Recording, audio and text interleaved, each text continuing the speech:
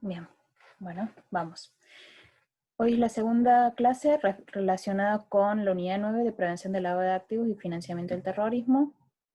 La clase anterior habíamos repasado cuáles eran los principales conceptos. Lo que vamos a hacer en este es profundizar a aquellos que sean aplicables a las entidades financieras en particular y que sean más significativos para su relación también, no solo como integrante de una entidad financiera en el futuro, sino como clientes vinculándose con esas entidades.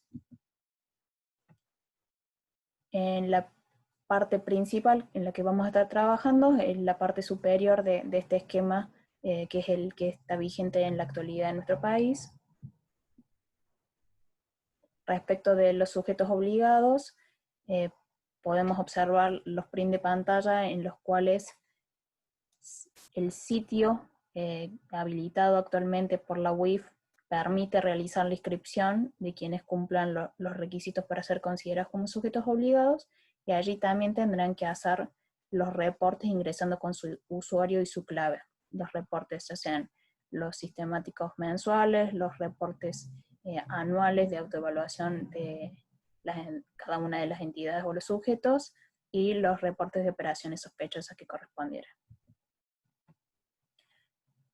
Para cuantificar cuál es la posible incidencia de las sanciones por incumplimiento relacionadas con la UIF, lo que hice es en el sitio oficial de la UIF, que es la dirección que está copiada en la diapositiva, filtré simplemente los que mencionaban a bancos y vemos que las entidades son muy variadas, el Piano, el Macro Hipotecario, el Nación, Buenos Aires, Formosa. Tenemos entidades públicas, privadas, pequeñas y grandes entidades. A la derecha vemos algunos recortes de diarios en los cuales se puede visualizar que no solo es una incidencia económica que puede tener un sumario y después una multa o algún tipo de suspensión, sino que también implica un riesgo reputacional el incumplimiento respecto de las prácticas de prevención del lavado de activos. Quería detenerme en dos, que les dejo también los links para ingresar cuando ustedes gusten. El primero es relacionado con un banco privado y que nos permite ver o dimensionar la cuantía de las multas. En este caso, se menciona que no controló una operación y la sanción fue de 40 millones. ¿Sí? Estamos hablando siempre en casi todos los casos de montos muy significativos. El proceso que deriva en una multa o en algún tipo de sanción, en el caso de las entidades financieras, inicia con una supervisión del Banco Central. Dijimos que los sujetos obligados que tenían un regulador que también fuese sujeto obligado, como es el Banco Central, que es sujeto obligado de la UIF, realizan indirectamente inspecciones. El Banco Central realiza inspecciones en las entidades financieras en las cuales se verifican los aspectos relacionados al cumplimiento de prevención del lavado de activos. Se eleva a la UIF un informe. Ese informe es analizado por la UIF y, de considerar que corresponde, se genera un sumario.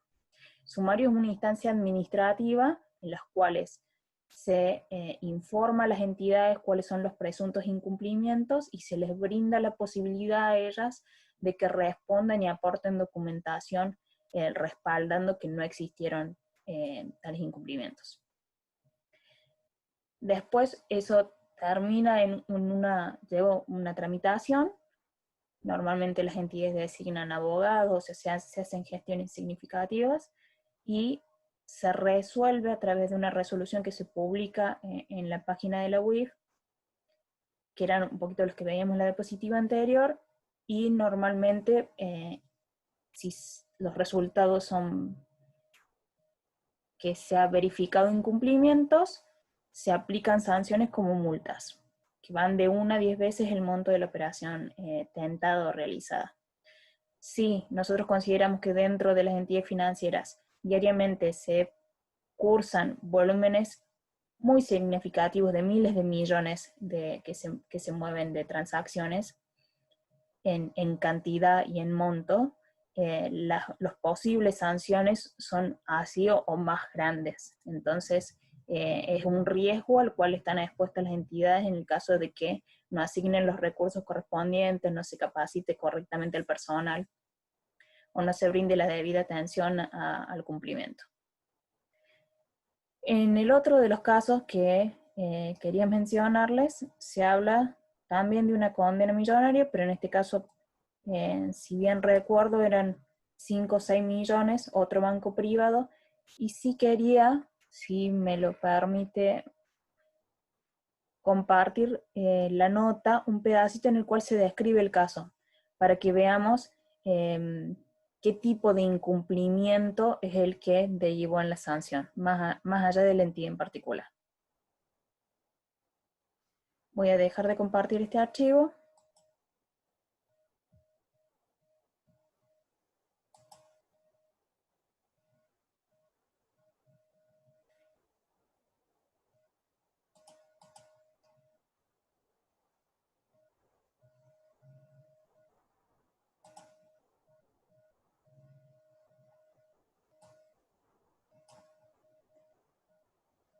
Espero que ahora los estén viendo. Esta es una resolución de las que mencionaba que emite la UIF cuando ya llega a una conclusión respecto a los incumplimientos. Y ahora aquí estamos viendo la nota que les hacía referencia. Leemos juntos la parte relacionada al incumplimiento. Dice que la sanción alcanza tanto a la entidad como al director responsable antilavado, que es el denominado oficial de cumplimiento, que tiene que designar cada sujeto obligado, y nos menciona que el titular de la UIF expresó que se detectó que el banco no había reportado como sospechosa una maniobra de más de 5 millones de pesos realizados en el año, en este caso 2007, que resultaba injustificable según el perfil patrimonial del cliente. Vamos extrayendo algunos de los conceptos que ya charlamos. El perfil del cliente y la justificación de las operaciones. Dice, el depositante había declarado vivir de una renta que no alcanzaba los 3.000 pesos por mes. Además, de acuerdo con los registros de AFIP, la persona no presentaba bienes a su nombre y no poseía declaraciones juradas del IVA respecto a los periodos posteriores a mayo de 2005. Tampoco existían declaraciones juradas respecto al impuesto a las ganancias de personas físicas, impuesto a ganancia mínima presunta, ni aportes a la seguridad social. A pesar de ello, el banco no consideró sospechoso el depósito de más de 5 millones de pesos de la cuenta del rentista, ni aun que este dinero fuera luego debitado en el curso de un mes bajo la modalidad de cheques 48 horas. Los cheques librados por 500.000 y 232.000 tuvieron como destinatario a una misma persona jurídica. La operatoria descripta, señaló la UIF, se ajustaba a varios de los puntos de la guía de transacciones inusuales o sospechosas en la órbita del sistema financiero y cambiario y operaciones a través de cuentas bancarias que regulan el sector. Bien, lo que podemos ver en este caso es que es bastante notorio el alejamiento de la realidad de la operación respecto de lo que tiene que haber sido el perfil del cliente, en el cual tenía ingresos muy bajos. Seguramente tendría que habérsele solicitado mayor documentación o justificación para actualizar el perfil o para justificar de modo puntual esa operatoria. Entonces, el que una operación no haya cumplimentado los pasos que corresponden con respecto a la normativa derivó en este caso en una sanción de ese tipo. Volvemos a compartir. Vamos a la presentación.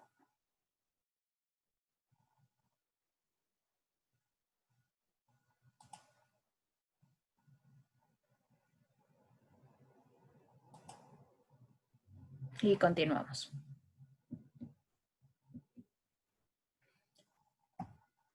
Mencionábamos que vamos a entrar en algunos detalles más respecto de los sujetos obligados. Yo les voy a señalar, en este caso, dos tipos de sujetos que me gustaría que analicemos.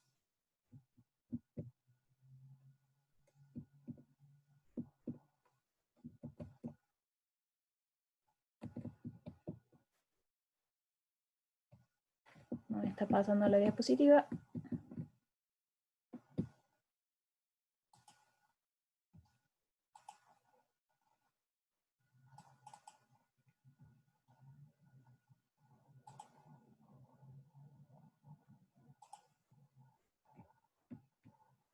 Bien.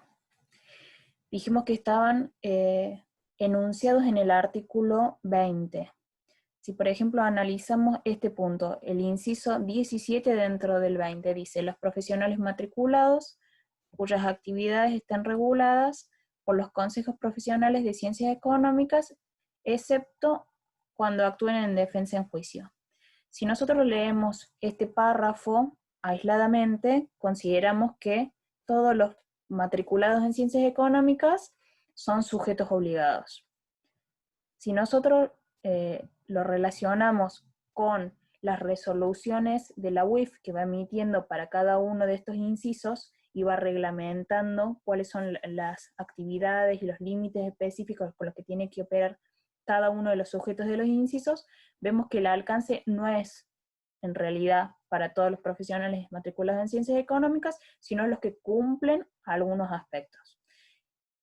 Si nos fijamos en la resolución UIF 65, alcanza como sujeto obligado solo a quienes sean contadores públicos matriculados que ejerzan la profesión de modo independiente o a través de asociaciones profesionales y que sean auditores externos de estados contables o síndicos societarios. A su vez, que sean respecto de determinadas empresas o sujetos. Entonces tienen que cumplir los requisitos de ser contador, matriculado, desempeñarse como auditor o síndico de otro sujeto obligado, de empresas o entes que tengan un activo mayor a 40 millones o que en el último año hayan duplicado las ventas o hayan duplicado su activo. Como este caso en el cual la lectura aislada del artículo de la ley nos daría una interpretación distinta de leerlo en conjunto con la reglamentación, esto sucede en la mayoría de los casos con respecto a cada uno de los tipos de sujetos obligados. Entonces, para analizar correctamente si alguien encuadra o no en esa calidad, hay que analizar la ley y las resoluciones complementarias. En el caso de estos contadores públicos que desarrollan esa actividad, tienen como principales obligaciones, como todos los sujetos obligados, los temas relacionados con identificación del cliente, la constitución del legajo, la confección del perfil, el monitoreo de las operaciones, el reporte de operaciones sospechosas, y en el caso de estos profesionales no se encuentran obligados a hacer reportes periódicos de todo tipo de actividad que desarrollan los clientes, sino solo los reportes de operaciones sospechosas. Si no, ustedes como futuros licenciados en administración hubieran encuadrado dentro de los sujetos obligados.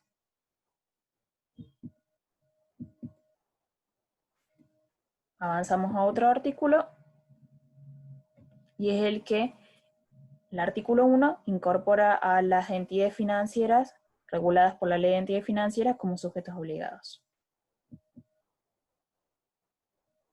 ¿Cuál es la resolución que reglamenta la actividad de esos sujetos obligados en entidades financieras? Es la resolución UIF 30 del año 2017, que se complementa y se modifica también por otras resoluciones. 3 actividades principales de las cuales se encuentra obligado, que hacen a la identificación del cliente, al monitoreo de las operaciones y al tratamiento y reporte. Todo ello dijimos que la actividad de los sujetos obligados está encuadrada en el enfoque basado en riesgo, el que se centraba en que los recursos deben asignarse hacia el control de las actividades o de las personas que presentan mayores riesgos y no que deba ser exhaustivo respecto de todas las operaciones. ¿Sí?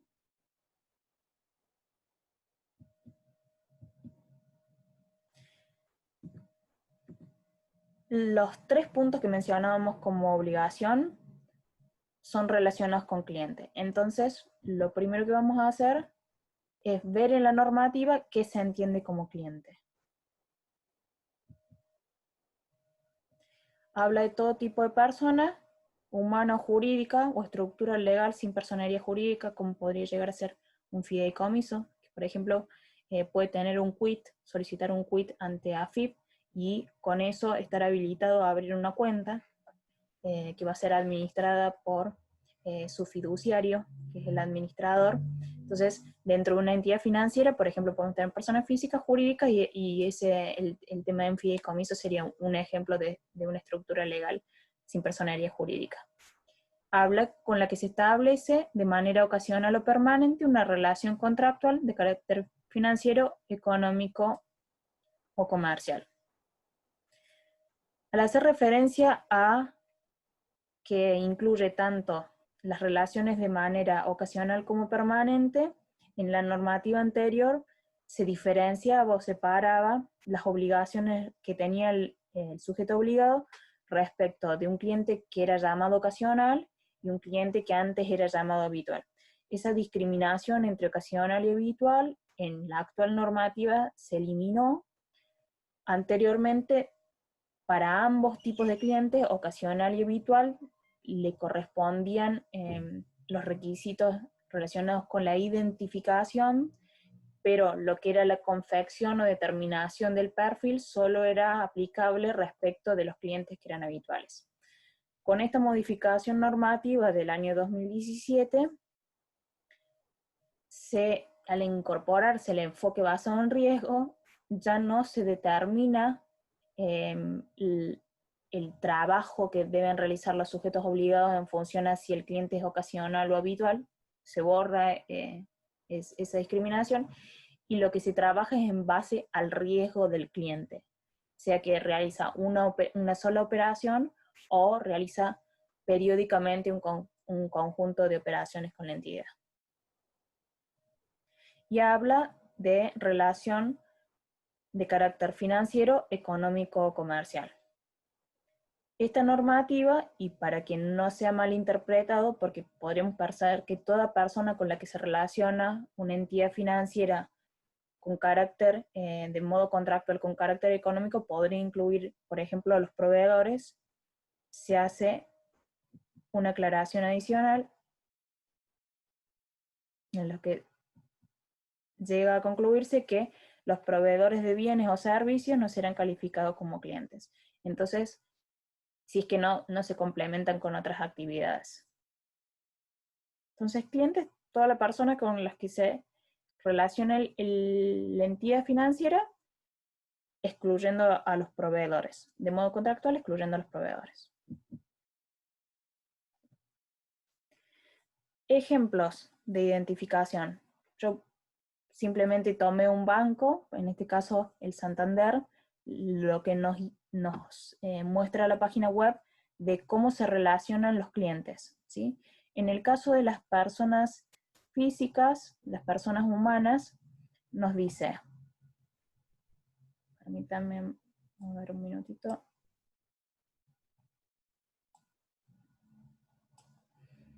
Pedí tu tarjeta, solo necesitas tener a mano tu DNI, sacarte una selfie y listo. 100% online. ¿Sí? Entonces, lo que vemos es que las entidades financieras pueden vincularse con nuevos clientes a través de lo que se denomina onboarding digital, ¿sí? En el cual los requisitos de identificación van a estar relacionados con identificación biométrica y van a ser requisitos más básicos o esenciales. Lo que podemos pensar o asociar a este tipo de apertura de cuenta es que será habilitado para las personas que se consideren de riesgo bajo dentro de lo que es prevención de lavado de activos. Entonces, en este caso estamos viendo la apertura de una caja de ahorro. El mismo banco, para otro tipo de sujeto, como sería una cuenta de empresa o una cuenta pyme, tiene lo que vemos, una serie de 6 pasos para el alta de la cuenta, en este caso de una persona jurídica. Si hacemos zoom respecto de cuáles son esos pasos, podemos ver que pide datos de contacto y seguramente de identificación, datos específicos de la sociedad, datos de los participantes, seguramente accionistas, firmantes de esa empresa, datos impositivos, declaraciones juradas y documentación. ¿Cuál sería la idea principal que tendríamos que extraer de esto? Que los bancos aplican procesos de identificación distintos según el riesgo asociado a los diferentes tipos de actividades y el tipo de producto con el que se van a relacionar. Entonces, una caja de ahorro es un producto que solo admite saldo acreedor, que es solamente para las personas físicas, normalmente no es utilizado para la actividad comercial o profesional. En cambio, una cuenta corriente, tanto para una persona física como jurídica, en este caso es una apertura de cuenta para una empresa, admiten saldo de deudor, se entrega chequera, hay diversas personas que operan con relación a la cuenta, normalmente los montos que se transan con habitualidad suelen ser más significativos. Entonces, esas particularidades del producto sumados a las particularidades del tipo de persona hacen que los requisitos de identificación y los requisitos de vinculación inicial varíen. Y esto lo aplican las diferentes entidades. Entonces, de algún modo estamos viendo cómo aplican este enfoque basado en riesgo. ¿Qué nos dice la norma? Discrimina en sus diferentes artículos respecto de los requisitos de identificación para personas humanas, personas jurídicas, y también hace algunas aclaraciones para otro tipo de sujetos. Entonces, en el caso de las personas humanas, si hacemos una lectura rápida, solicita datos bastante básicos, como serían el número de documento de identidad, lugar y fecha de nacimiento, quid quil, domicilio, número de teléfono e email, o sea, los datos de contacto. En todos los casos y todos los tipos de sujetos se solicita que se declare cuál es la actividad laboral o profesional. Y en el caso particular de las personas humanas, también tienen que declarar si son o no, un concepto nuevo que incorporamos, personas expuestas políticamente. ¿Quiénes son las personas expuestas políticamente? Son las que ocupan cargos directivos o altos dentro de organismos públicos y porque que tienen que tener un seguimiento particular o reforzado relacionando con la prevención de delitos asociados con la corrupción, ¿sí?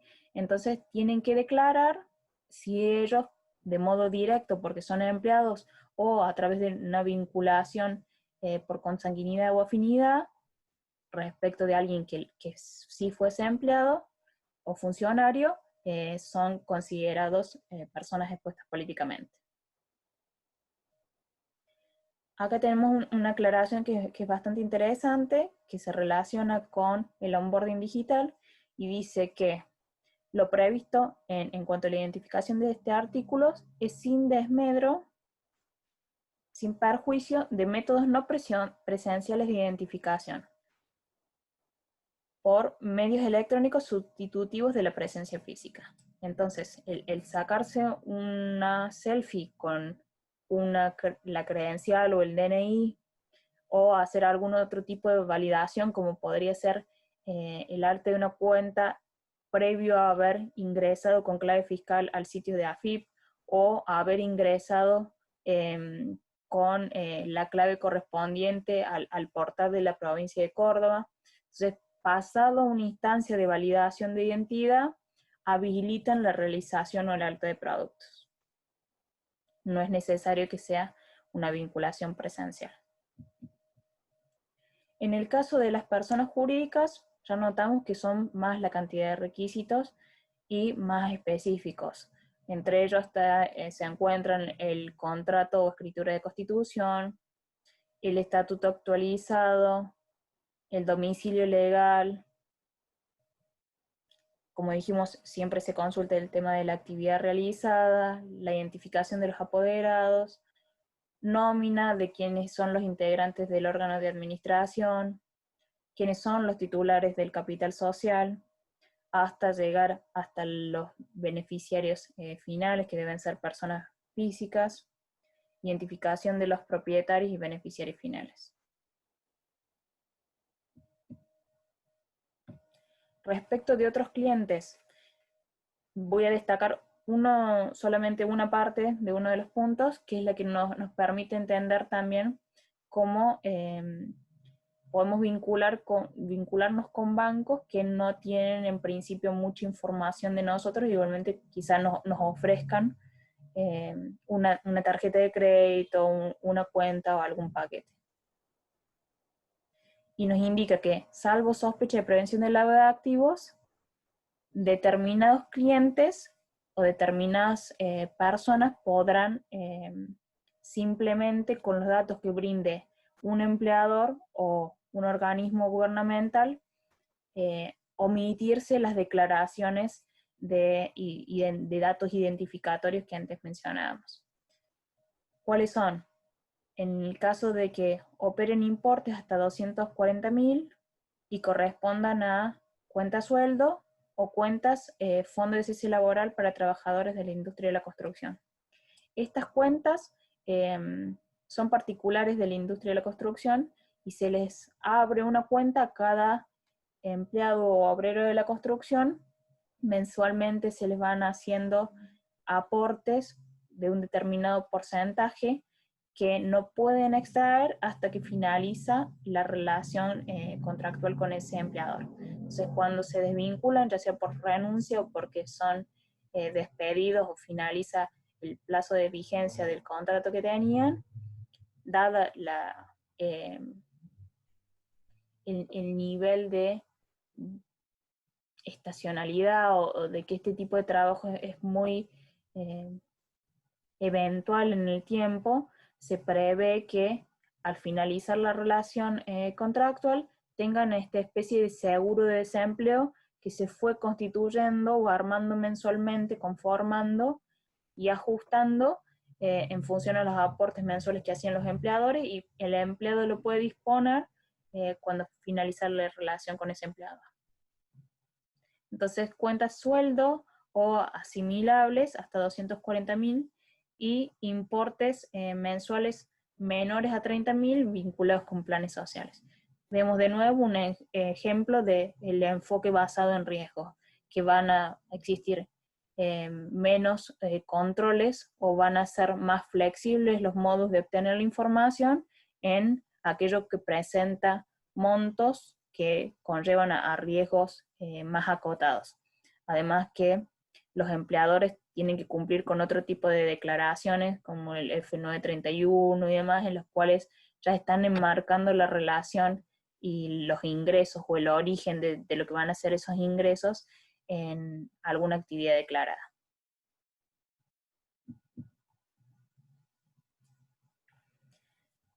Dijimos o definimos qué se entiende por cliente, cuáles son los requisitos de identificación, y ahora avanzamos en la determinación del perfil.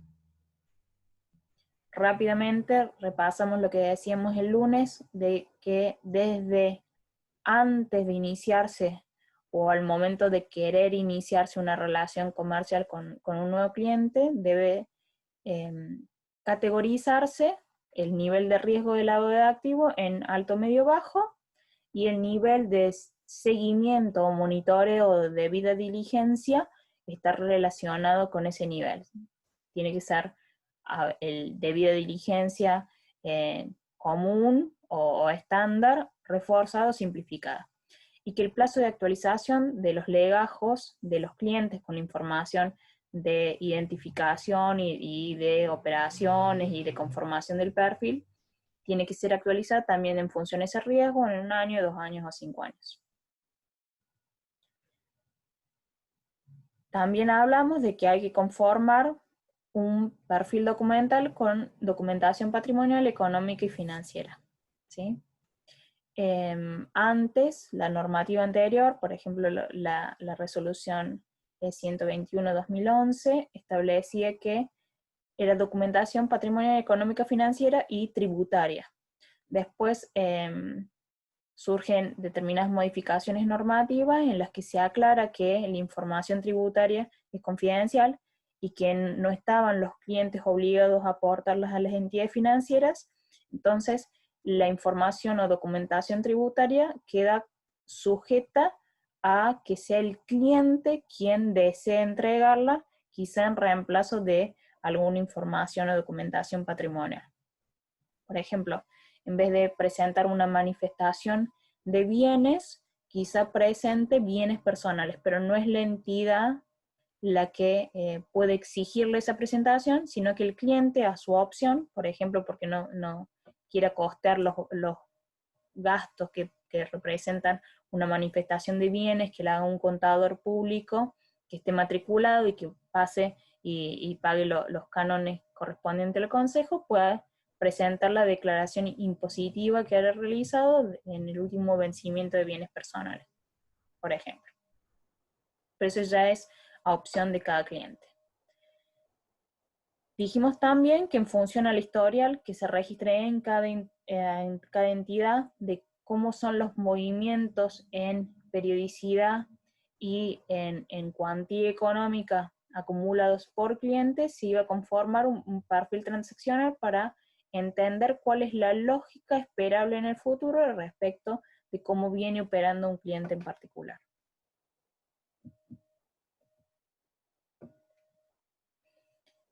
Ya en el monitoreo, planteándonos en que ya inició la relación con el cliente y que estamos haciendo un seguimiento al mismo,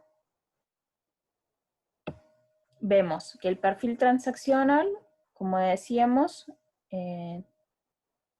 tiene que tener o estar visualizando el propósito y la naturaleza esperada de la relación comercial.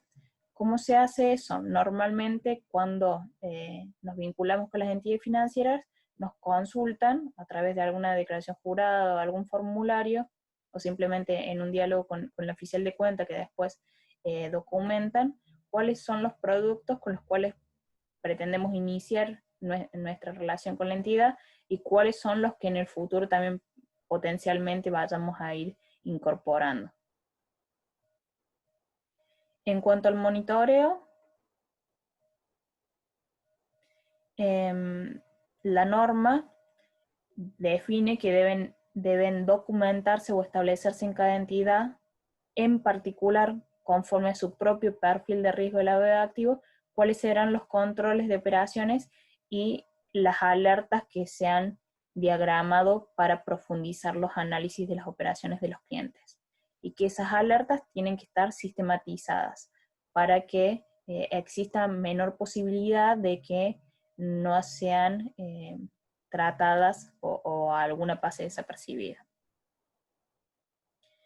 Asimismo, aclara que son pasibles de análisis todo lo que sean consideradas operaciones inusuales, que en un ratito ya vamos a ver, y también mencionábamos en la resolución que hacía de la UIF aplicando una sanción, de una guía que contemplan cuáles son en principio algunas de las principales o más básicas operaciones inusuales. Deberá existir un registro interno de las operaciones que se analizaron. Entonces, dentro del circuito lógico se van a realizar durante, por ejemplo, todo el mes operaciones de los clientes. A principio del mes siguiente se van a acumular por cliente y no por cuenta, sino por cliente todo de sus diferentes productos y sus diferentes cuentas, todo lo que hayan sido acreditaciones. Se va a chequear eso contra los estándares normales que se definieron, que son el perfil cuantificado en un número para, en función a la documentación que aporta el cliente y las fórmulas que aplicó la entidad, y eso pueden derivar determinadas alertas. Otras serán generadas por factores cualitativos o por los diferentes integrantes de la entidad que en cualquiera sea el rol que tengan, como oficiales de cuenta, como cajeros, como tesoreros, como administrativos, como riesgo crediticio, cualquiera sea el puesto en el que se desempeñe un empleado de un banco, por ejemplo, todos están obligados e instados a que reporten si ellos desde su rol ven que hay algún indicio de inusualidad respecto de prevención respecto del lavado de activos. ¿Sí? Entonces, esos indicios o esos reportes que se centran en el área de prevención del lavado de activos de los bancos, tienen que ser analizados cada uno de ellos y documentado las pruebas o evidencias o análisis que se realizaron y las conclusiones que se obtuvieron. Además, deberán complementar ese análisis con documentación respaldatoria que soliciten a los clientes. Y respecto a ese punto, nos paramos en la modalidad, o nos detenemos en la modalidad a través de la cual lo hacen. Las entidades, al momento de vincularse con el cliente, solicitan documentación, pero posteriormente, como vimos antes, con una periodicidad según el nivel de riesgo, también actualizan lo que hace a la información general del legajo. Y en una tercera instancia también, cuando surgen alertas de operaciones en particular, solicita información para justificarla. Esa solicitud suele ser iniciada en primera instancia a través del oficial de cuenta designado para ese cliente, vía mail, WhatsApp o cual sea el medio más informal, y llegado un determinado momento en el que no se ha obtenido la totalidad de la documentación o con las condiciones formales en las que se debiese presentar, suele utilizarse las cartas documento. Les comparto un artículo periodístico publicado hace unos años, este es del 2015, en el cual se titula: para cumplir con la UIF, los bancos exigen a clientes el origen de fondos por carta documento. Entonces, nos surgen algunos interrogantes o le pueden surgir a ustedes actualmente o en el futuro respecto de qué implica que un banco les envíe una carta documento requiriéndoles mayor documentación y detalle del origen de los fondos. Entonces, algunas de las dudas comunes que suelen surgir son: ¿una carta documento implica un reporte de operación sospechosa? Y la respuesta es que no. Una carta documento implica una necesidad de fundamentar una o más operaciones, y que sí, si no es respondida correctamente en determinado periodo, que ya lo habíamos charlado de los 150 días, puede implicar el envío de un ROS, pero no es una cuestión directa de que porque nos estén de algún modo intimando con un determinado plazo que suelen informar dentro de la carta, presentar documentación, no implica un ROS automático, un reporte automático. ¿Un ROS implica necesariamente una acción judicial, como otra de las preguntas que nos pueden surgir? La respuesta es que tampoco. Aunque la entidad financiera presente un ROS respecto de un cliente, esa es solo parte de la información que va a estar recibiendo la UIF con relación a ese cliente y quizá con respecto a esa operación, porque varios sujetos pueden estar informando desde su punto de vista, varios sujetos obligados, informando y aportando información respecto de un mismo hecho, ¿sí? Entonces, esos reportes son analizados junto con otra información que tiene la UIF, y solo pocos, en comparación con la cantidad de reportes, son elevados o instruidos en una instancia judicial. Seguimos con otra pregunta. ¿Un ROS implica cierre de cuenta en ese banco? Si un banco me genera un ROS, ¿está obligado o es probable que me cierre la cuenta? La respuesta es depende de cada caso. Dentro de las políticas que están estipuladas que debe documentar una entidad, está la política de cierre de cuentas, en la cual puede definir que ante uno o la reiteración de envíos de reporte de operaciones sospechosas, se va a eliminar las relaciones futuras con el cliente, cerrándoles la cuenta, o no. Puede ser que eso dependa de un análisis particular de cada caso. Entonces, que se le haga seguramente un mayor seguimiento, pero que no necesariamente implique el cierre de cuenta. Otra consulta: ROS realizado por un banco es informado a las demás entidades. Puedo pensar que si una entidad quizás envió un ROS ¿me instruyó para el cierre de la cuenta que lo mismo va a pasar en el resto de las entidades? La respuesta es que no se circularizan en los envíos de los ROS. Una entidad, como los ROS son confidenciales, una entidad no sabe los ROS que enviaron otras entidades. Oficialmente no existe una información que se comparta entre los sujetos obligados respecto del envío de ROS, ¿sí? Entonces, no necesariamente porque una entidad cierre la cuenta, porque quizá no alcancé a tiempo como cliente, no me encontraba en el país o tuve algún inconveniente y no pude presentar en tiempo y forma la documentación, que no vaya a poder operar con otras entidades financieras o otros sujetos obligados.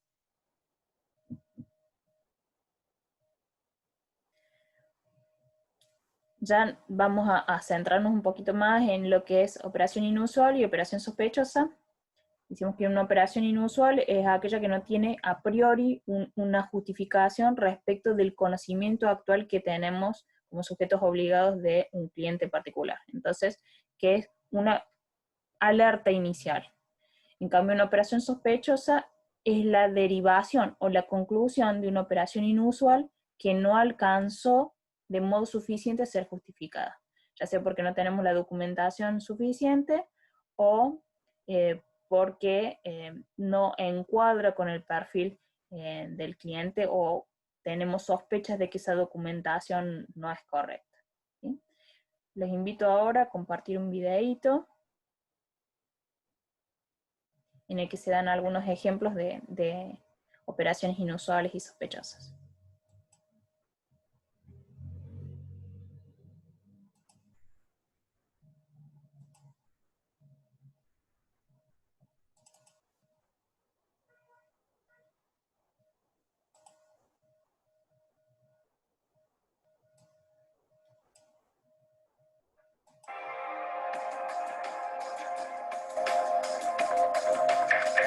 Se entiende que una operación es inusual cuando presenta condiciones de complejidad inusitada, injustificada o aparenta no tener justificación económica u objeto lícito.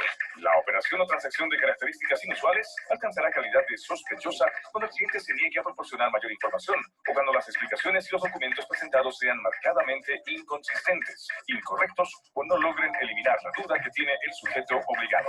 El Manual de Procedimientos Operativos presenta un listado de operaciones inusuales vinculadas al delito de legitimación de ganancias ilícitas, que sirve como referencia para que los sujetos obligados puedan formular su propio análisis. Cualquiera de estas operaciones inusuales constituye una señal de alerta, tal como se ilustra en el siguiente ejemplo.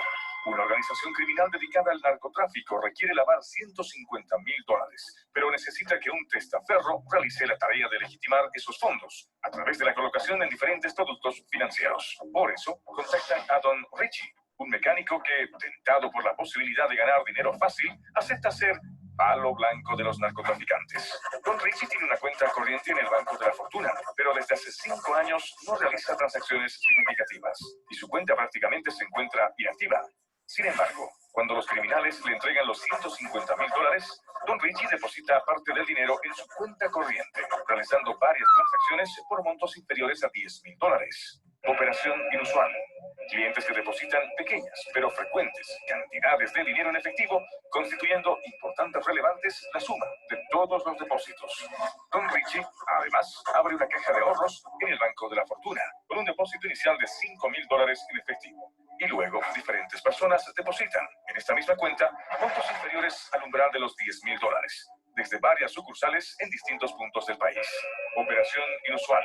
Cuentas que reciben ingresos en efectivo, depositados por numerosas personas y o desde distintas oficinas o localidades. Asimismo, Don Richie destina $8,000 para abrir un fondo de inversión en una entidad que integra el grupo financiero del Banco de la Fortuna. Durante los meses siguientes, Don Richie compra cuotas de participación en este fondo, pagando en efectivo mediante transferencias desde su caja de ahorros y su cuenta corriente. Operación inusual. Cliente que realiza compras de títulos en gran número o de elevados importes y el sujeto obligado sospecha o tiene certeza de que su nivel económico no se lo permite. Por otra parte, Don Richie adquirió 3 créditos de consumo a sola firma con el Banco de la Fortuna y luego transfirió el dinero de los préstamos a 3 cuentas de una misma persona en el Banco Millonario. Poco después, Don Richie canceló los créditos en efectivo antes de que se cumpliera el plazo establecido. Operación inusual. Clientes que procedan a cancelar sus préstamos, créditos, especialmente los que han registrado incidencias de forma imprevista, anticipada y sin razones conocidas. Don Richie, en complicidad con otro testaferro, abre una sociedad pantalla con documentación falsa. El testaferro, como representante legal, toma un seguro contra robo, pero a los pocos meses cancela la póliza de seguro de manera inesperada, argumentando cierre de negocio. Operación inusual. Cancelación anticipada de una póliza de seguro que ampara bienes de monto considerable por parte de una empresa que manifiesta como causa el cierre de sus negocios, sin una justificación comercial o financiera clara o razonable. Cuando el sujeto obligado esté frente a una operación que tenga las características de inusualidad, deberá pedir información adicional al cliente sobre el origen y el destino de los fondos, así como también sobre el objeto de la operación y la identidad del beneficiario económico. Durante el proceso de análisis y verificación, el funcionario responsable del sujeto obligado deberá dejar constancia escrita, no solo de la información obtenida, sino también de las observaciones y de los juicios de valor realizados durante dicho proceso. El sujeto obligado debe reportar la operación sospechosa a la Unidad de Investigaciones Financieras mediante el formulario ROS, refrendado por el funcionario responsable y acompañado de todos los antecedentes. Una vez remitido el reporte de operación sospechosa, el sujeto obligado deberá esperar instrucciones de la Unidad de Investigaciones Financieras. Mientras tanto, mantendrá la relación comercial con el cliente, a objeto de proporcionar información complementaria que la Unidad de Investigaciones Financieras podría requerir, o la que el sujeto obligado considere necesario facilitar, aún sin previo requerimiento. Se prohíbe poner en conocimiento del cliente el reporte de la operación sospechosa y el monitoreo posterior.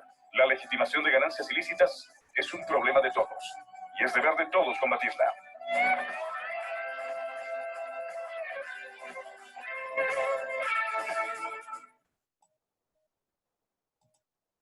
Bien, continuamos entonces.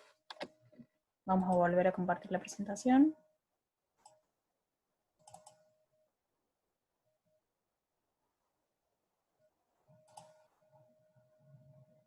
Vimos algunos ejemplos de lo que se considera operación inusual, operación sospechosa.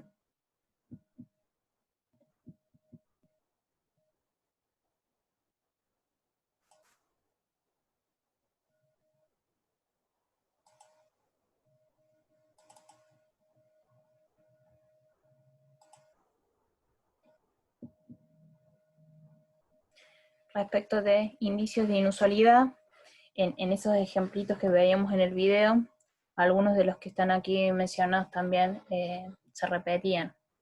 Hablaba de operaciones que eran, no concordaban con los antecedentes o la actividad económica. Vimos dentro de los requisitos de identificación que siempre la actividad que desarrolla el cliente es un dato esencial y por eso desde el primer momento se lo solicita, se hace un seguimiento, se verifica con los códigos de inscripción ante AFIP y en los diferentes organismos, se verifica con el objeto social, en el caso de una persona jurídica que establece el estatuto, los montos, la complejidad de las operaciones, la presunción de que la operación es fraccionada,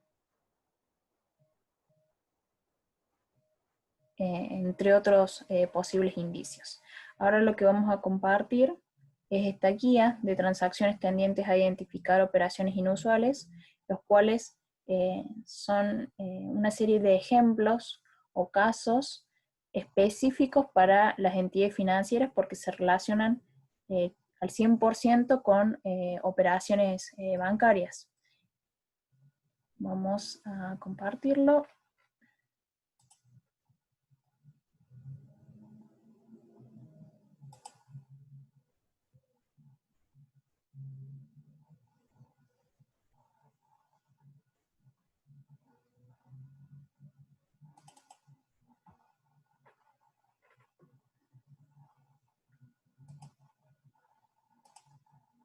Un minuto.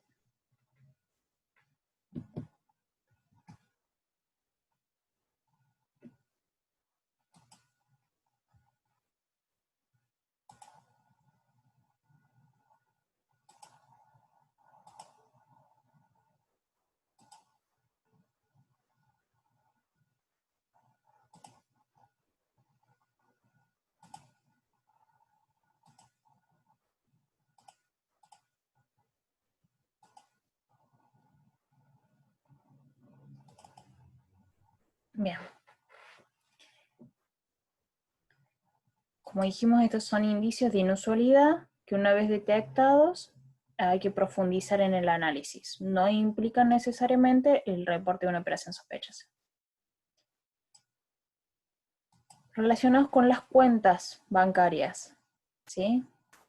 Vemos, por ejemplo, cuentas que reciben periódicamente depósitos relevantes y que están inactivas en otros periodos. Estas cuentas pueden utilizarse para crear una apariencia financiera legítima a través de la cual puedan llevarse a cabo actividades fraudulentas. Otro ejemplo serían cuentas inactivas que inesperadamente reciben un depósito o una serie de depósitos seguidos por retiros en efectivo diarios que continúan hasta agotar el saldo de la cuenta. Entonces yo les planteo un ejemplo y vamos a pensar si se presenta o no esta inusualidad. Una persona humana, una señora, por ejemplo, jubilada, que también es monotributista, tiene una caja de ahorro abierta en un banco, normalmente no tiene saldo, tiene muy poquito saldo, no realiza otras operaciones bancarias, pero semestralmente recibe importes significativos mediante transferencia desde una cuenta de una persona jurídica, ¿sí? En principio, podríamos pensar que eso es un indicio de inusualidad, una cuenta que normalmente no tiene movimientos, que tiene muy poco saldo, y que con determinada periodicidad recibe transferencias o recibe acreditaciones desde la cuenta de otro titular.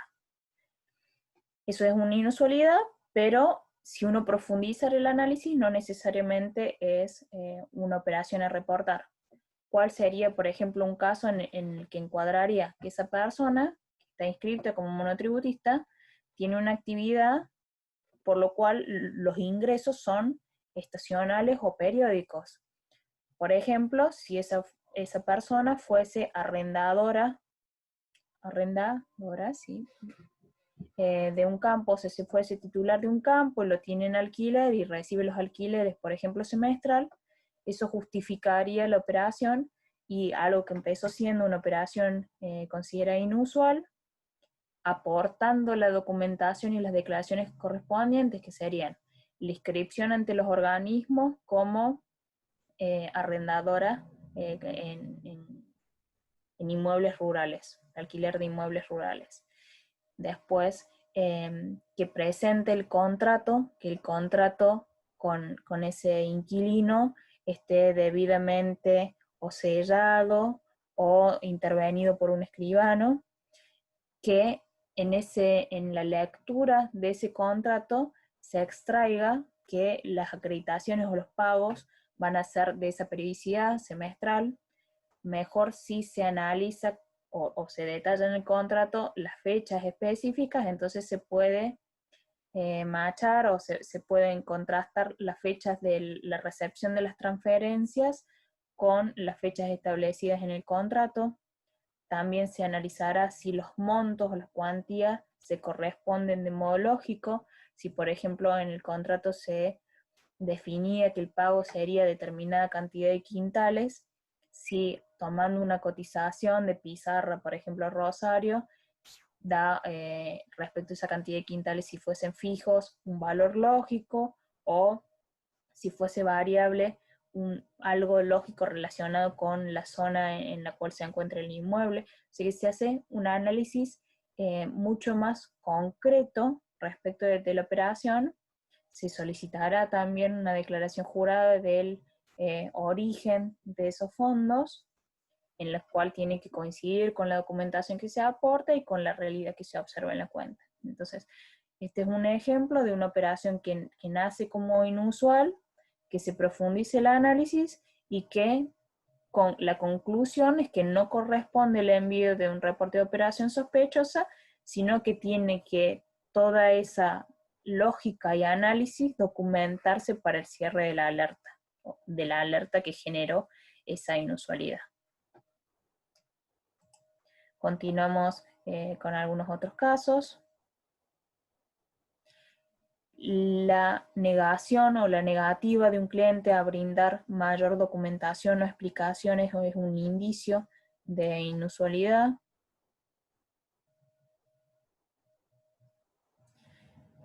Cuentas con firmantes comunes y que no tienen a priori una relación lógica entre las cuentas, que no son por lazos familiares o relaciones comerciales. Eso también sería un indicio de inusualidad, porque determinadas personas se vinculan con otras, ya sea entre personas físicas o personas físicas y personas jurídicas, sin una lógica formal o aparente. Entonces, corresponde profundizar el análisis.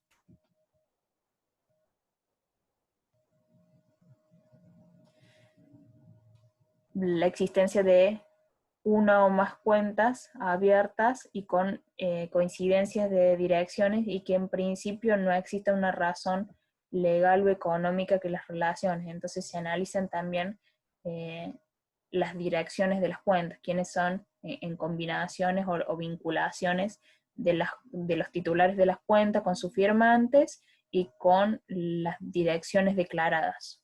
Dijimos que la dirección también es un dato importante para verificar la existencia real de una sede administrativa, la existencia efectiva de actividad en cuanto a una fábrica, en cuanto a operaciones comerciales. Para que veamos que la persona, sobre todo en las personas jurídicas, que realmente no es una mera formalidad, no estamos en una empresa fachada, sino que existe actividad económica. Bueno, son varios los casos, vemos algunos más. Cuenta abierta por una persona jurídica que esté involucrada en las actividades de una asociación o fundación cuyos objetivos se relacionan a las demandas o reclamos de una organización terrorista. Bueno, hay algunos dentro de esta guía proporcionada por la UIF, algunos ejemplos que son más extremos, y nosotros vemos que ellos aún formalmente o mediáticamente se relacionan nuestros clientes con algún tipo de organización terrorista. Es claramente un indicio de inusualidad profundizar.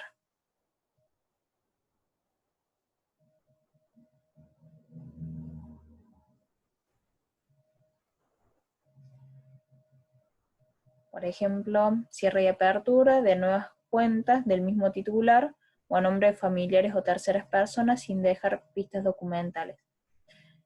Nosotros, posicionándonos también desde el área de prevención del lavado de activos de las entidades financieras, tenemos que entender la lógica de las operaciones que se realizan y la inexistencia a priori de justificación lógica, comercial, económica, jurídica, es en sí un indicio de inusualidad. Si se realizan, como en este caso, cierre y apertura de diferentes cuentas en las que se retiran todos los fondos, luego esos aparecen en otra cuenta y no hay una vinculación comercial, no hay facturas, o sea, también se consulta y se conoce dentro del conocimiento del cliente, se busca conocer quiénes son los principales clientes de nuestro cliente, quiénes son sus principales proveedores, sus autoridades. Entonces, en ese conocimiento, la entidad tiene que construir una lógica que le permita determinar si es o no razonable lo que está haciendo como actividad de su cliente, y si no, tendrá que profundizar en el entendimiento y pedirle más documentación, más aportes de declaraciones. Porque si no, sí se constituyen en indicios de inusualidad, y si no se revierten, serán reportes de operaciones sospechosas. En cuanto a depósitos y extracciones, extracciones de dinero en efectivo por montos importantes no asociados al flujo normal de transacciones y volumen de la actividad declarada. Entonces, todo lo que sean relacionados con efectivo ya sean depósitos o extracciones, son puntos importantes a analizar y tener en mayor consideración que si fuesen esas mismas operaciones cursadas por transferencias o algún medio que no implique efectivo, ¿sí? Porque normalmente en las actividades o delitos precedentes del lavado de activos se reciben o hay un flujo importante de efectivo para que precisamente esas operaciones no puedan ser rastreadas. 2.3 nos dice depósito de dinero en efectivo por montos importantes efectuados por personas físicas o jurídicas, cuando la actividad comercial del individuo o la entidad normalmente se maneja con cheques o otros instrumentos de pago. Entonces, si por ejemplo la actividad de una persona jurídica es relacionada con solamente con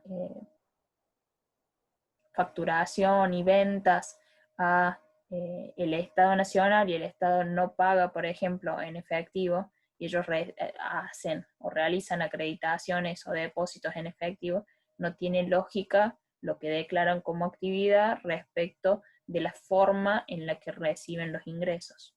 Entonces, la actividad hay que analizarla y conocerla en profundidad para ver si justifica o no la modalidad en la que el cliente está operando.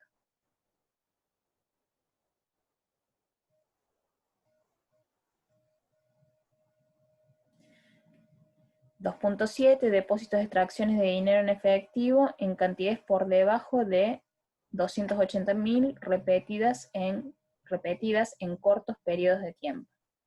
¿Por qué nombra el monto de los 280.000? Eso hace referencia a depósitos en efectivo a partir de los cuales se debe identificar si son realizados por cuenta propia o por cuenta de un tercero. Cuando una persona se acerca a una entidad financiera para hacer un depósito, si ese depósito en efectivo es menor a al monto actual o parámetro actual de los 280.000 pesos, no se va a pedir mayor dato respecto de que identifique si ese depósito lo hace por sí o lo hace porque un tercero se lo instruye. Entonces simplemente firma la boleta de depósito, normalmente ni siquiera aclaración se le solicita. Lo que sí necesita tener con claridad es el número de la cuenta respecto de la cual quiere hacer el depósito o la acreditación.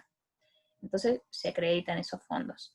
En el caso de que sean montos que superan ese parámetro de los 280.000 pesos, deberá declarar en la boleta de depósito o al realizar a través del cajero el depósito, si es por cuenta propia del depositante identificándose o si es a instrucción de otro tercero.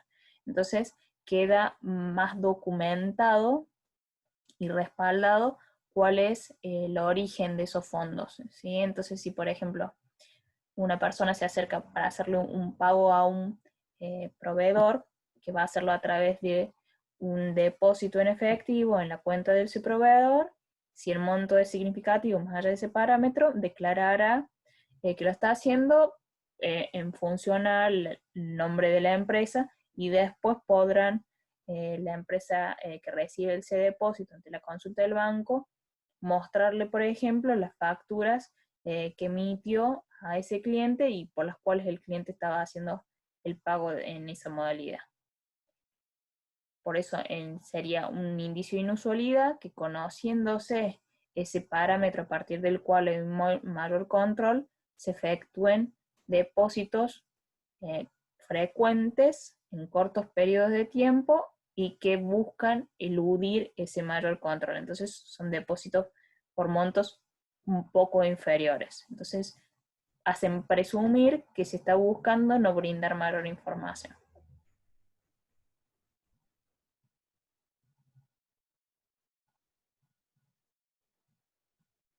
Transferencias. Por ejemplo, un indicio sería transferencias solicitadas en cantidades pequeñas con una frecuencia y a destinatarios inusuales. Todo esto depende muchísimo de quién sería, del conocimiento que tenemos del cliente, si estamos hablando de una persona física, una persona jurídica, si la está haciendo por su home banking y lo que está haciendo en realidad son pagos de diferentes cosas, o si en realidad van siempre hacia determinado tipo de destinatario, o si él en realidad declaró que la cuenta la va a utilizar para uso comercial. Entonces influye mucho lo que haya sido la declaración inicial del cliente respecto de cuál va a ser el uso que le va a dar a la cuenta. Porque una misma persona física puede utilizar una cuenta para uso personal o puede utilizar la cuenta para uso personal y también quizá para una actividad profesional.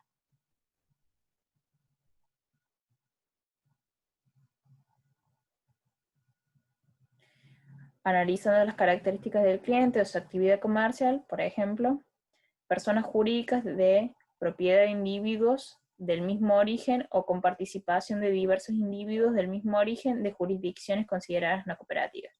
Entonces, esto hace referencia a los países que el GAFI, el Grupo de Acción Financiera Internacional, lista como no cooperadores, por cuanto no han adherido a las 40 recomendaciones que emite el GAFI, que ha emitido, o no ha cumplimentado de modo correcto una vez adherido el efectivo, no ha demostrado la efectiva aplicación de esas recomendaciones, ¿sí? Entonces, todo lo que sean movimientos de fondos o titulares de cuenta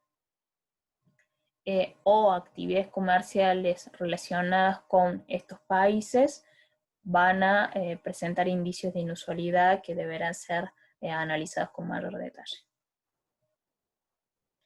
Bueno, esto era simplemente, yo les voy a subir esta documentación como para que lo puedan ver con todo el detalle que quieran, para comentar simplemente algunos. Voy a salir de este archivo y volvemos a la presentación.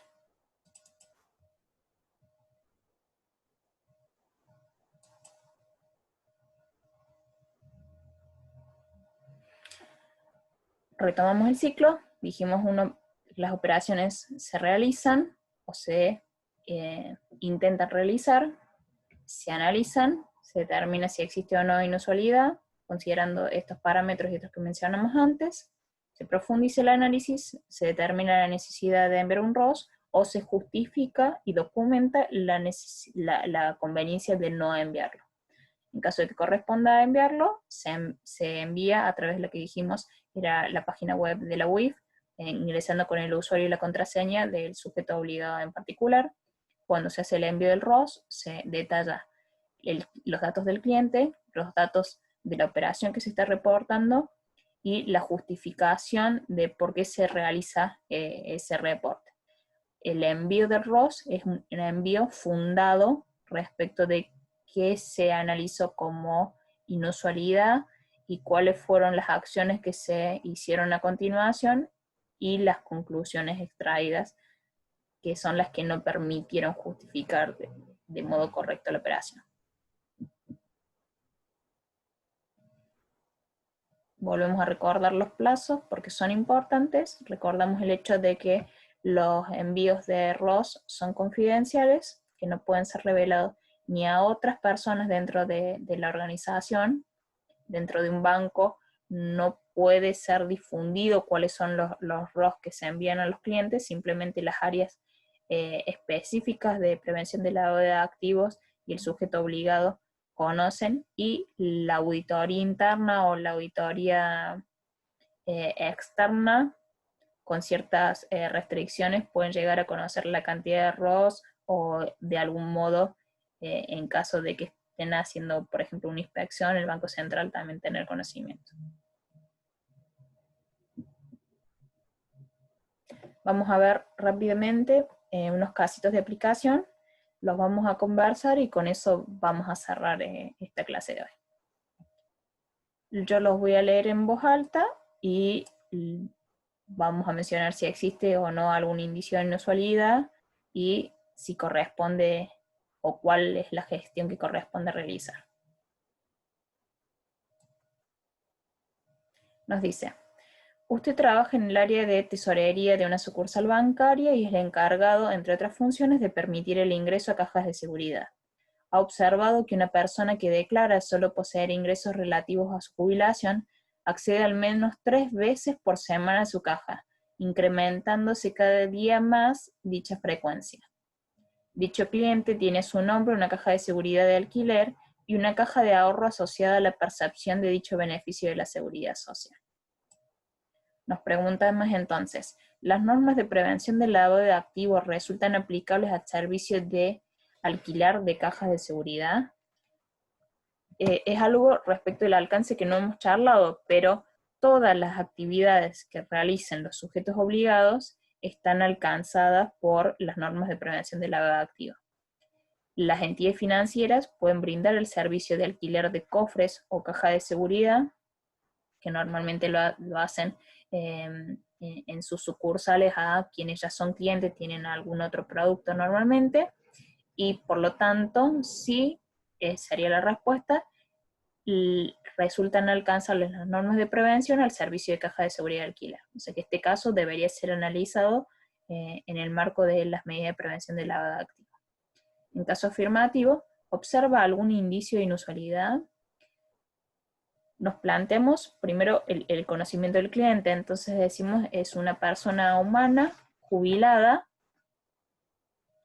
y que con el banco se relaciona por la caja de seguridad y por la percepción de la jubilación. La actividad que realiza se corresponde con ese perfil.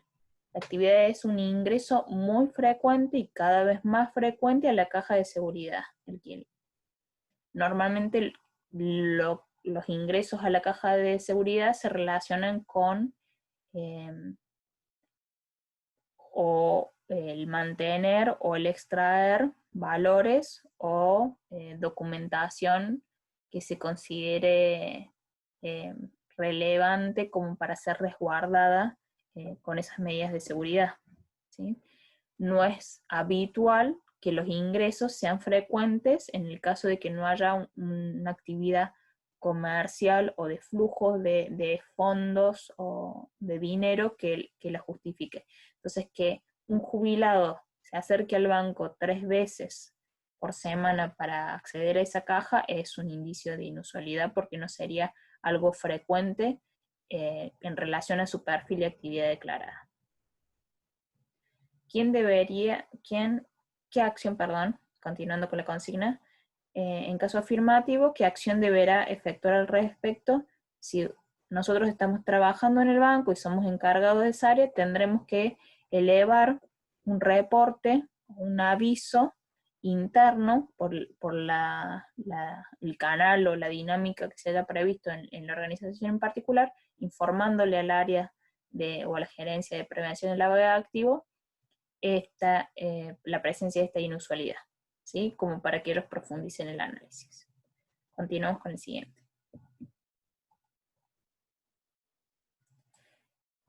El caso 2 nos dice, una empresa es cliente del banco desde hace más de 10 años, pero ante el último requerimiento de documentación que se le efectuó a fin de actualizar su legajo, la empresa no ha presentado ninguna documentación ni ha explicado el porqué. Solo se ha comprometido a presentarlo en el corto plazo. Ya han transcurrido más de 60 días desde que se le requirió formalmente la documentación. Favor de mencionar si detecta algún indicio de inusualidad y en tal caso corresponde el envío de un reporte de operación sospechosa a la UIF-ROS. Como habíamos comentado, la negativa o la falta de presentación de documentación ante requerimiento de la entidad es un indicio de inusualidad y el envío o no de un reporte de operación sospechosa dependerá de qué haga en el futuro esa empresa. Seguramente se le volverá a requerir y probablemente de un modo más formal, aún más formal, probablemente por carta de documento, que presente esa documentación, se le brindará un nuevo plazo y recordamos que tiene la entidad hasta 150 días para obtener la justificación. Se puede esperar un poco más para que la empresa presente esa documentación.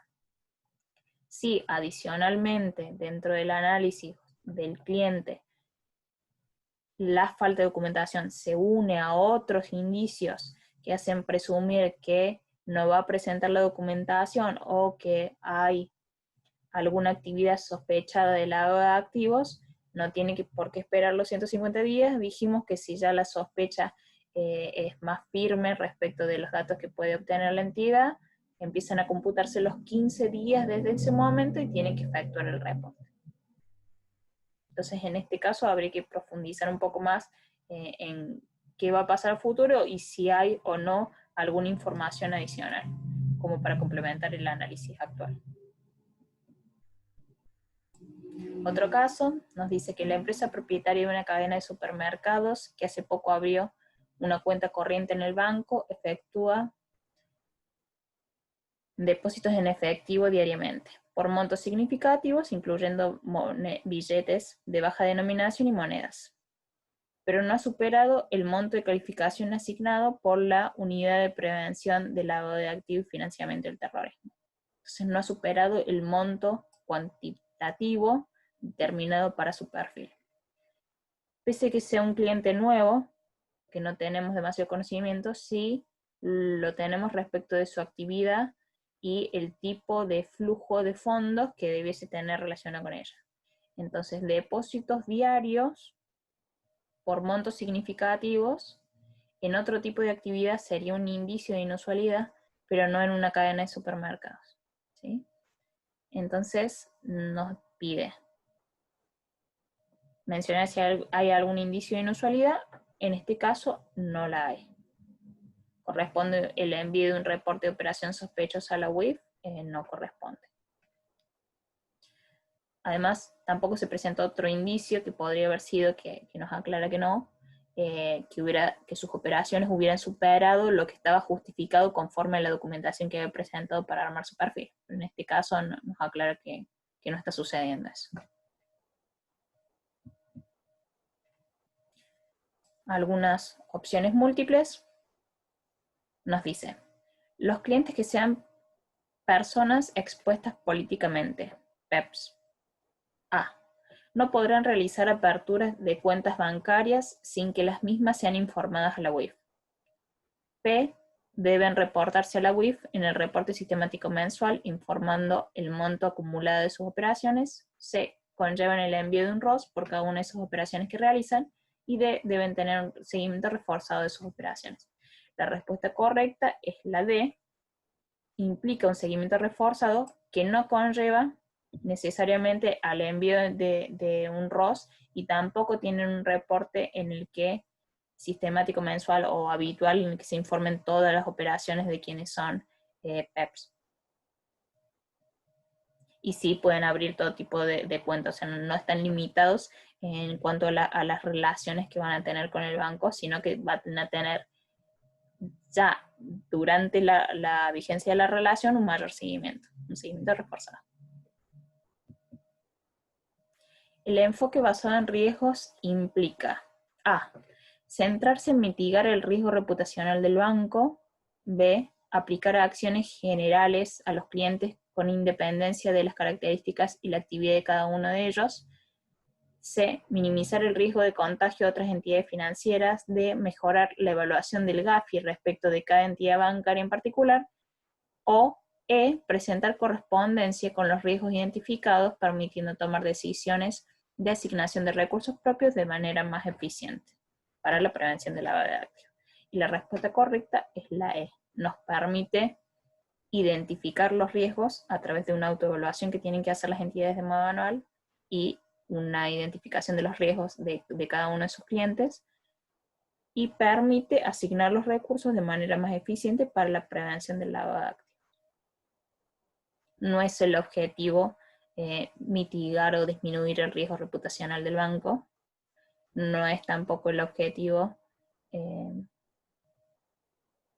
aplicar acciones generales. Por lo contrario, se aplican acciones más específicas según el tipo de cliente. No se relaciona para nada con el riesgo de contagio a otras entidades. ¿Riesgo de contagio de qué? Así que esa opción claramente no es.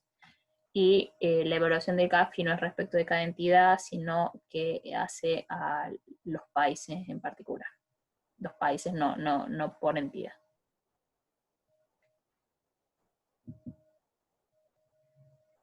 Bueno, dejo de compartir. No sé si tienen dudas, quieren que veamos algún tema más en puntual.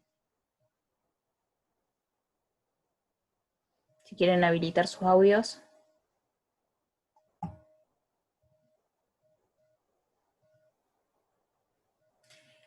Los principales conceptos son los que estuvimos charlando desde el lunes. Y lo que más me interesaba de la clase de hoy es que pudieran ver que es un tema importante para las entidades financieras, ¿sí? Que las consecuencias que empezamos nombrando al principio de posibles sanciones son importantes, que el nivel de recursos a nivel personas, sistemas, capacitación que le asignan las entidades al tema de la prevención del lavado de activos es muy significativo, y el trabajo diario también es muy amplio, de las áreas especializadas y de todo el banco en general, que tiene que estar atento a las operaciones que realizan los clientes. Entonces, de algún modo es una tarea adicional, obligatoria, como lo dice el nombre de sujetos obligados, que tienen las entidades y que tienen que cumplir de la mejor manera posible. Que sí, si bien está fundamentado en estos principios internacionales que nos brinda el Gafi, y que están pensados en el beneficio social que deviene del prevenir este tipo de hechos o ilícitos o delitos precedentes que son socialmente tan graves y tan malos para toda la sociedad.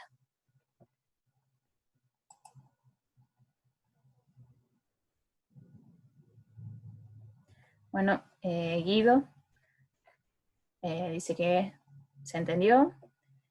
Vamos a ir cerrando la grabación, y si tienen alguna duda más, me la consultan. Lo mismo, están habilitados para consultas de este tema o de cualquier otro de los temas de la cátedra, y principalmente para el parcial, lo que es la parte de consultas del aula virtual. El parcial del viernes es a las 17. Así que esperamos que sean puntual, porque vamos a empezar primero con tomando lista a través de Zoom, y ahí les vamos a dar también la clave para que puedan ingresar y empezar a trabajar con el cuestionario que va a estar publicado en el aula virtual.